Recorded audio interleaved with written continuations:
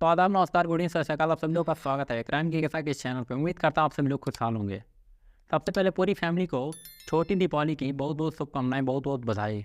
आप सभी लोग अपने परिवार के साथ रहिए और परिवार के साथ मिलकर अच्छे से दीपावली मनाइए। अब आते हैं आज की कहानी के ऊपर। कर्नाटक की राजधानी बेंगलुरु में एक लड़की रहती है। लड़की का नाम रहता है तान्या। उसके परिवार वाले उसकी शादी के लिए लड़का ढूंढ रहे थे और उन्हें एक लड़का मिल भी जाता है। लड़के का नाम रहता है साहिल और साहिल मल्टीनेशनल कंपनी में काम करता था। खैर, उन दोनों के परिवार वालों का मेल मिलाप होता है और उसके बाद दोनों की शादी हो जाती है। शादी हो जाने के बाद करीब 1.5 महीने बीते थे इनकी शादी को। साहिल को एक कंपनी के काम के मल्टीनेशनल कंपनी में काम करता था और कंपनी का एक असाइनमेंट के चक्कर में उसको मुंबई जाना पड़ता है।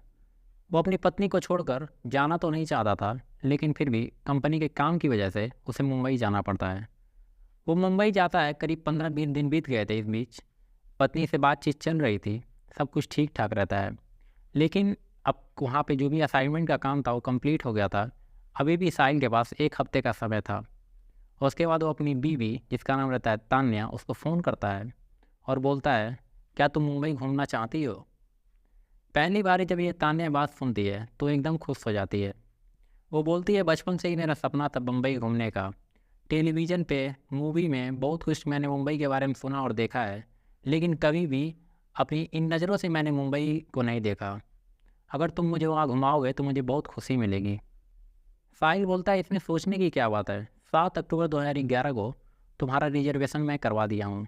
तुम मुंबई आओ और हम लोग 1 हफ्ते मुंबई में घूमेंगे और उसके बाद दोनों लोग साथ में ही बेंगलोर वापस चलेंगे। अब तारीख आती है 7 अक्टूबर 2011 की। इसके पहले जो भी तान्या को पैकिंग वैकिंग बाकी चीज़ें करनी रहती है वो सभी चीज़ें कर लेती है और उसके बाद वो KSR बेंगलोर के रेलवे स्टेशन पे पहुंचती है और वहाँ पे जो उसका कंपार्टमेंट में जहाँ जिस बोगी में उसका टिकट था उस बोगी में बैठ जाती है। बैठने के बाद सबसे पहले अपने माँ बाप और बाद में साहिल से बातचीत करती है। साहिल उसको समझाते हुए बोलता है कि ट्रेन में किसी का सामान कुछ लेना मत, किसी की दी हुई चीज़ों को कुछ खाना मत और अपना ध्यान रखना। खैर, तान्या उसकी बात सुनती है और ट्रेन का उसका सफ़र शुरू हो जाता है। वो बार बार साहिल को फ़ोन करती थी, कभी कभी अपने परिवार वालों को फ़ोन करती थी। लेकिन इसी बीच इसके जो सामने की बर्थ थी, जहाँ पे मतलब एक कंपार्टमेंट में स्लीपर में आपने देखा होगा कि 3 कोच इधर रहता है, 3 इस साइड में रहता है और 2 साइड लोअर और साइड अपर। टोटल एक कंपार्टमेंट में 8 सीट होती हैं। इसके पूरे कंपार्टमेंट में केवल 2 आदमी आए हुए थे, वो दोनों भी एकदम चुपचाप बैठे हुए थे। तान्या भी अपने मतलब जो सफ़र का उसका एंजॉय कर रही थी, अपना जो भी फ़ोटो वोटो खींचना, बाकी चीज़ें जो करना, उस तरीके का जो भी काम करना था ये कर रही थी और बार बार अपने पति और अपने माँ बाप से बात कर रही थी। ये दोनों आदमी भी आपस में चुपचाप बैठे हुए थे, कुछ भी कर नहीं रहे थे। लेकिन करीब जब 500-600 किलोमीटर का सफ़र हो जाता है तो ये दोनों आदमी आपस में बातचीत करने लगते हैं। जैसे नॉर्मल सी ट्रेन में बातचीत होती है, भाई साहब कहाँ जाएंगे, कहाँ से आए हैं, इस तरह की जो भी बातचीत होती है ये दोनों करने लगते हैं। जो भी सामान वामान कोई ट्रेन में बेचने आता था उसको लेते थे और आपस में मिलके खाते भी थे। वो कई बार तान्या को भी ऑफ़र करते हैं कि तान्या मैम आपको भी क्या कुछ खाना है क्या, या कुछ लेंगी क्या, इस तरह की बातें वो करते हैं। लेकिन जितनी बार भी वो बोलते हैं, तान्या उनकी बातों को मना करती है और बोलती है, नहीं नहीं हम नहीं खाएंगे, या मैं लेकर आई हूँ, ऐसा कुछ करके वो मना करती जाती है। लेकिन रास्ते में जब भी तान्या अपने सामान को निकाल कर खाती थी तो जो दोनों आदमी थे वो उसके सामान को देखते रहते थे। जिसके बाद तान्या को भी उसकी मजबूरी बन चुकी थी ये पूछना कि भाई साहब क्या आप भी थोड़ा लेंगे। पहली बार जब तान्या पूछती है तो दोनों आदमी बोलते हैं, लाइए बहन जी थोड़ा हमको, हम लोग को भी दे दीजिए। उसके बाद वो दोनों सभी लोग शेयर करके खाते हैं। खैर, ये सिलसिला चल रहा था, बहुत अच्छा सफ़र चल रहा था। तान्या को लग रहा था कि ऐसा सफ़र आज तक उसने अपनी ज़िंदगी में नहीं किया है। हालांकि ट्रेन में तान्या इसके पहले बहुत बार सफ़र कर चुकी थी अपनी फैमिली के साथ, बाकी लोगों के साथ, लेकिन अकेले कभी इतनी दूरी की सफ़र उसने अकेली ट्रेन में नहीं किया था। खैर, उसका सफ़र बहुत अच्छा चल रहा था। इसी बीच जो आदमी रहते हैं वो फिर से कुछ सामान लेते हैं और तान्या को ऑफ़र करते हैं, लेकिन तान्या फिर से उन लोग को मना करती है। अब बेंगलोर से मुंबई का सफ़र समाप्त होने वाला था। करीब 150 किलोमीटर बचे थे। तान्या साहिल को फ़ोन करती है और फ़ोन करने के बाद वो बोलती है, मैं आपसे ज़्यादा दूर नहीं हूँ, अब केवल 150 किलोमीटर का ही सफ़र है, 3-4 घंटे में मैं आपके पास होंगी। साहिल भी बोलता है कि मैं स्टेशन पे तुम्हारा इंतज़ार करूँगा। जिसके बाद उसका फ़ोन कट जाता है और करीब 2-3 दिन बीत जाते हैं। तान्या का कुछ भी पता नहीं चलता है। साहिल इधर परेशान होता है, पहले स्टेशन पे आके उसका इंतज़ार कर रहा था। 1 घंटे 2 घंटे 4 घंटे वो ट्रेन भी आ जाती है, ट्रेन निकल भी जाती है, लेकिन वहाँ पे तान्या नहीं मिलती है। इधर उधर आसपास में ढूंढता है, तान्या को फ़ोन करता है तो तान्या का फ़ोन स्विच ऑफ बता रहा था। तान्या को ढूंढ ढूंढ के परेशान हो गया था, जिसके बाद उसके माँ बाप और बाकी जो भी सगे संबंधी थे सबको फ़ोन करता है, लेकिन उसका फ़ोन स्विच ऑफ बता रहा था। कहीं किसी को पता नहीं था कि तान्या गई कहाँ। थक हार कर साहिल पुलिस स्टेशन जाता है और तान्या की गुमशुदगी की रिपोर्ट लिखवा देता है। गुमशुदगी की रिपोर्ट लिखवा देता है। पुलिस वाले अपने तरीके से जांच पड़ताल जो भी करना रहता है करते हैं, लेकिन तान्या का फिर भी पता नहीं चल रहा था कि वो गई कहाँ। साहिल इधर से उधर भटक रहा था और इधर दूसरी तरफ जब तान्या का 150 किलोमीटर का सफ़र बचा हुआ था, तब ये दोनों आदमी जो उसके सहयात्री थे वो दोनों चाय पीते हैं। चाय लेते हैं, पहले लेने के बाद तान्या से ही पूछते हैं, बहन जी आप चाय लेंगी क्या? तान्या साफ मना करती है, बोलती है भाई साहब मैं चाय नहीं पीऊँगी। लेकिन वो उन लोग के साथ इतनी बेतकल्लुफ़ हो गई थी, इतनी बेपरवाह हो गई थी कि जब लास्ट टाइम 2-3 बार वो पूछते हैं तो उनकी बातों को मना नहीं कर पाती है और 1 कप चाय वो भी पी लेती है। चाय पीने के करीब 5 से 10 मिनट बाद वो नींद बेहोशी की हालत में चली जाती है। उसके बाद वो दोनों यात्री उसके बगल में बैठ जाते हैं। बाकी और यात्रियों को ऐसा लगता है कि ये तीनों एक ही पहचान के हैं, एक ही लोग हैं। और उसके बाद जब स्टेशन आता है, मुंबई का स्टेशन आता है, तो उस तान्या को अपने कंधे पे थोड़ा सा ऐसा जैसे कोई मरीज़ टाइप का रहता है, दोनों किनारे हो जाते हैं और उसको अपने कंधे पे लगा के और आगे बढ़ने लगते हैं। वहाँ पे एक टैक्सी वाला उनका इंतज़ार कर रहा था। टैक्सी में बैठते हैं और तान्या को भी टैक्सी के अंदर बैठाते हैं। वहाँ से वो एक कोठे के लिए निकल जाते हैं और रास्ते में जब तान्या को होश आता है तब उसको समझ में आ चुका था कि वो कहीं बुरी तरीके से फंस चुकी है। वो नींद बेहोशी की हालत में ही गुदगुदाने की कोशिश कर रही थी, लेकिन वो कुछ बोल नहीं पा रही थी। लेकिन कुछ देर बाद जब तान्या को फिर से होश आता है तो वो देखती है कि दोनों यात्री जो उसके रास्ते में, उसके सफ़र में उसके हमदर्द बने हुए थे, वो दोनों उसके अगल बगल बैठे हुए हैं। जिसके बाद तान्या उन लोग से बहस करती है और बोलती है कि तुम लोग मुझे कहाँ लेके जा रहे हो, तुम लोग क्या चाहते हो? जिसके बाद वो दोनों यात्री अपना रंग दिखाते हैं और पहला यात्री उसको एक जोर के तमाचे मारता है और मारने के बाद उसको बोलता है चुपचाप बैठी रहो, नहीं तो तुमको जान से मार देंगे। तान्या डर जाती है, उसकी बातें सुनकर सहम जाती है। सहमने के बाद वहाँ से वो लोग निकलते हैं और निकलते हुए जो उनका ड्राइवर भी था वो भी उनसे मिला हुआ था।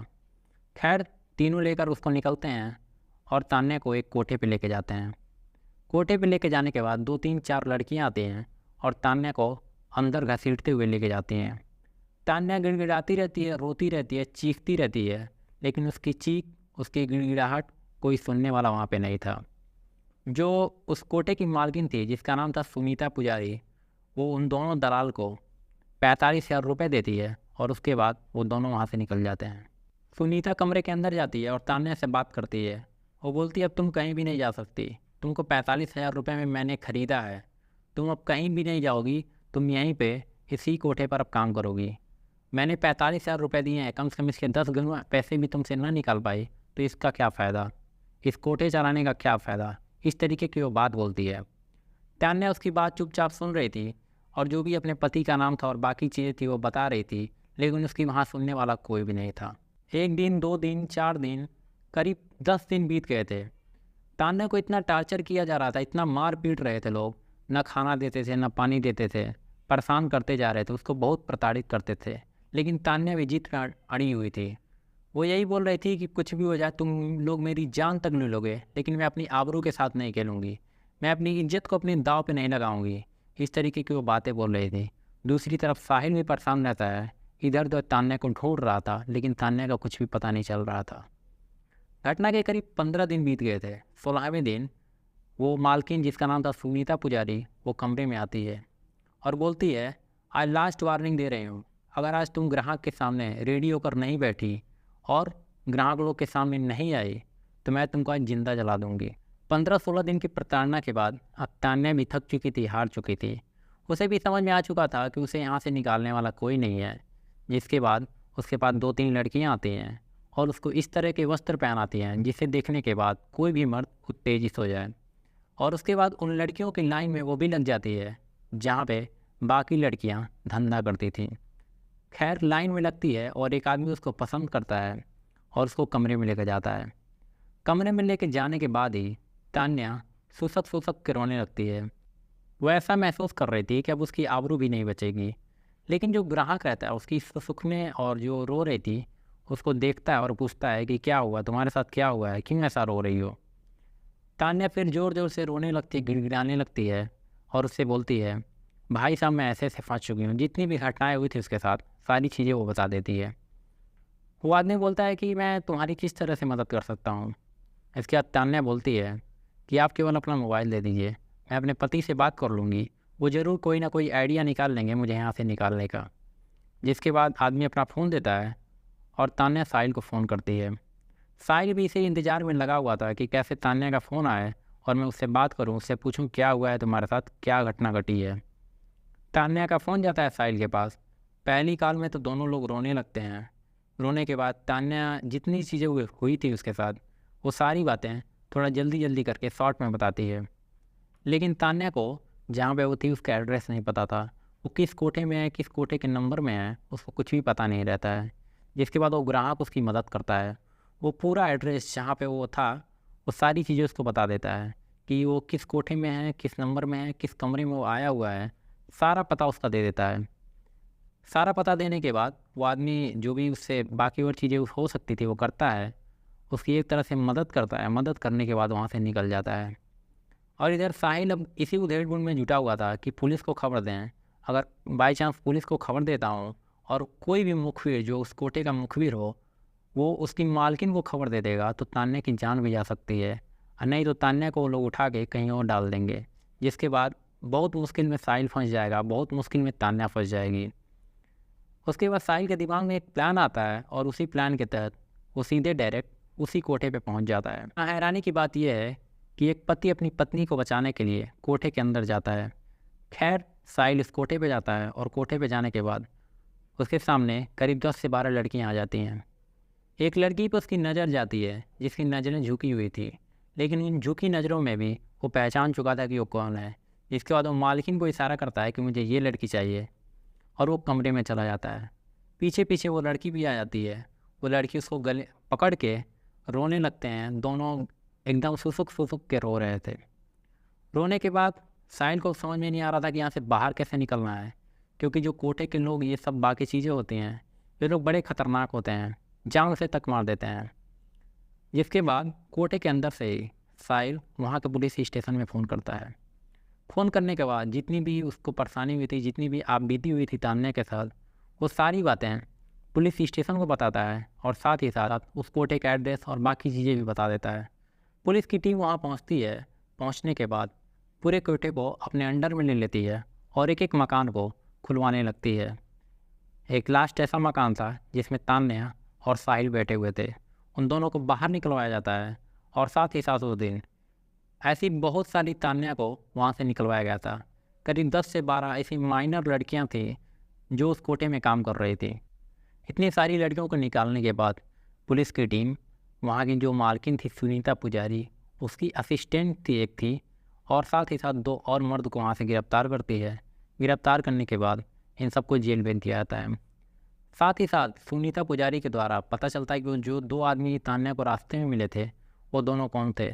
उन दोनों को करीब 15-20 दिन की मशक्क़त के बाद उन दोनों को भी गिरफ्तार किया जाता है। गिरफ्तार करने के बाद उन दोनों को भी जेल भेज दिया जाता है और उसके बाद उस ड्राइवर का ही पता लगाया जाता है, जिस ड्राइवर के थ्रू, जिसकी गाड़ी के थ्रू तान्या यहाँ पे इस कोठे में आई हुई थी। उसको भी गिरफ्तार किया जाता है और गिरफ्तार करके जेल भेज दिया जाता है। जब पहले मुकदमे का ट्रायल चलता है तो उसमें फैसला जो आता है जो कि आपको हैरान करेगा, इसमें जो कोठे की मालकिन थी और उसकी असिस्टेंट और 2 आदमी को 3 साल की सज़ा केवल मिलती है, और जो 2 आदमी तान्या को किडनैप किए थे, एक तरह से किडनैपिंग का चार्ज उनके ऊपर दर्ज था, उन दोनों को 5 साल की सज़ा केवल मिलती है। जो ऐसी हरकतें हमेशा करते थे, जो ऐसी लड़कियों को, बहुत सारी लड़कियों को ऐसे ही बहुत सारे कोठे पे ला के बेचते थे, उनकी सज़ा केवल 5 साल मिलती है। और जो ऐसी बहुत सारी लड़कियों को अपने यहाँ रखती थी, अपने यहाँ धंधा करवाती थी, उसको केवल 3 साल की सज़ा मिलती है। जो सज़ा सुनने के बाद काफ़ी सोशल मीडिया और बाकी चीज़ों पे हंगामा हुआ था, लेकिन कोर्ट का फैसला था तो बाकी लोग कुछ कर नहीं सकते हैं, ना हम लोग कर सकते हैं, ना आप लोग कुछ कर सकते हैं। तो ये थी आज की कहानी। आज की कहानी से आपको बहुत कुछ सीखने को मिला होगा। पहला चीज़ तो आपको ये सीखने को मिला होगा कि कभी भी अगर आप ट्रेन में अकेले का सफ़र कर रहे हैं तो कोई कितना भी ख़ास दोस्त बन जाए, कोई कितना भी ख़ास परिचित हो जाए आपका, उसके कोई भी खाने पीने की चीज़ है, चाहे कोई भी हो, चिप्स हो, चाय हो, फ्रूटी हो, कोई भी चीज़ है, खाने पीने की चीज़ अगर है, तो उसको आप मत खाइए, मत पिए। अगर कोई प्रसाद के तौर पे वो दे रहे हैं, बोलते हैं कि ये प्रसाद लीजिए, हम केदारनाथ से आ रहे हैं, बद्रीनाथ से आ रहे हैं, यहाँ से आ रहे हैं, वहाँ से आ रहे हैं, तो आप ऐसे बहाना कर सकते हैं कि भाई साहब मैं बिना नहाए प्रसाद नहीं खाता हूँ। आप प्रसाद को अगर ज़्यादा है तो थोड़ा बांध के दे दीजिए, हम परिवार वालों के साथ खा लेंगे। अगर कुछ ऐसा मीठा दे रहे हैं तो आप ये बोल सकते हैं कि भाई साहब खाना खा चुके हैं, या ऐसा बोल सकते हैं भाई साहब मेरे को शुगर है, ये है वो है, कुछ भी आप अपने तरीके से बहाने बना सकते हैं, ताकि अगर आप उस समय बच जाएंगे तो आपकी ज़िंदगी बच जाएगी और आप अपने परिवार वालों के साथ अच्छे से रहेंगे, खुशहाल तरीके से रहेंगे। तो ये थी आज की कहानी। आशा है आपको कहानी पसंद आई होगी। अगर कहानी पसंद आई हो तो आपके जो भी सुझाव हों, जो भी बातें हों, हमें कमेंट बॉक्स पे ज़रूर बताएं। और साथ ही साथ अगर आपके पास कोई कहानी है, कोई ऐसी घटना के बारे में आपको जानकारी है, तो हमें आप मेल कर सकते हैं। हमारा मेल आपको चैनल के डिस्क्रिप्शन में मिल जाएगा। और अगर आप चैनल पर नए हो तो चैनल को सब्सक्राइब करके बेल आइकन ज़रूर दबाएँ। आज के लिए बस इतना ही। बहुत बहुत धन्यवाद।